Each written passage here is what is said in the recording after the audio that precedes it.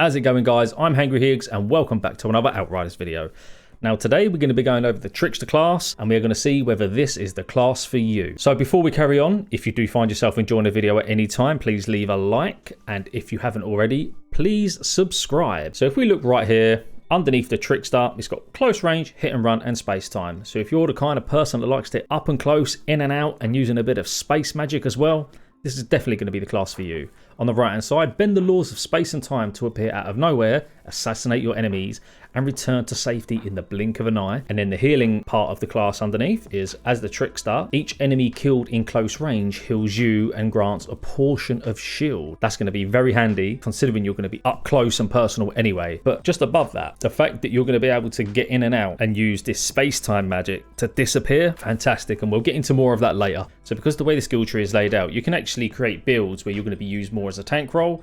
So there, straight from the off, we've already got a really good amount of build diversity there, which can only be a good thing.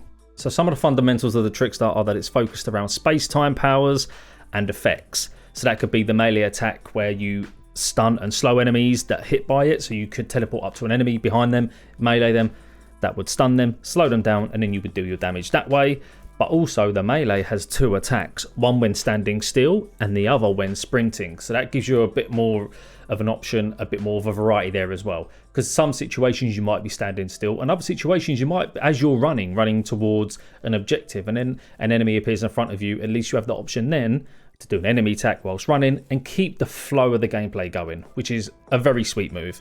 Right, so when it comes to healing with a Trickster, it isn't as simple as just sort of regaining your health from afar. You actually have to get up close, because remember, we actually get health on a close range kill. So therefore the game is making you play a bit more offensively, inviting you to play on the front foot and just not sit back. But also with the Trickster, because we've got the space time, we could say when our health is low, we could teleport to where the action is, get a kill, get our health back up, and then teleport back out again.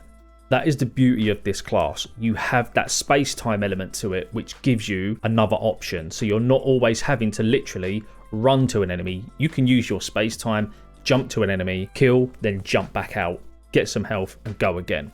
But also damaging enemies from close range obviously restores health and gives you some shield. This is totally unique to the Trickster. No other class has that. If we take a look at powers, they have shown us 4 out of the 8 available powers available at the beginning of the game. Now, the first power we will unlock is Temporal Slice. Now, all enemies hit by a slash become temporarily paralyzed, and this is displayed by their skeleton becoming visible and movement is restricted. And then we have Borrow Time. When using this skill, you get a percentage of your maximum health as a shield, and then that absorbs damage before your health is actually affected. Using the power also creates a clone of yourself where the power was used. Activating the power again then will teleport you back to where you first activated the power, where your clone is. This skill could also be useful in dangerous situations where you can need to teleport back quickly. So if you're crowded out by enemies or a boss is about to do some damage to you, bang, click your button, get back to where you first started the power. And then we have Slow Trap, guys. It creates a dome around us which slows enemies and their projectiles whilst we move around at normal speed. So there we've got an advantage there, a speed advantage, which could help. This would be, I would say, great for boss fights maybe, when enemies are clustered together, maybe use it on a boss. Pretty cool. And then we have Hunt the Prey. I really like this one, guys. Activating will highlight any visible enemy. Using the skill again will teleport you directly behind them, and we will additionally gain a percentage of our maximum health as a shield and slowing the enemy it's used on. Yeah. Them powers are awesome. And then also, as we know, we get power combos, so we can chain all of them together in whichever way we want. I love them powers. Hunt the Prey is going to absolutely slap, guys. I cannot wait to use that. So, skill trees, guys. As with all skill trees in Outriders, there are 3 main branches, and for the Trickster, there is Master of Space. This provides a bonus while the player is moving, improving close range combat effectiveness. And then we have Harbinger. This is a tank path, focusing on damage mitigation and shield bonuses. And then last but not least, we have Assassin. Focuses on skill damage output. And as always, the equipment we use can change or alter how these work. And with each branch, you can mix and match them. You don't need to just choose one branch. You can mix all 3 of them. And then if you like a certain weapon, but it doesn't have the role that you want for that build, just keep farming for that weapon, get a different role, so then you can max your build.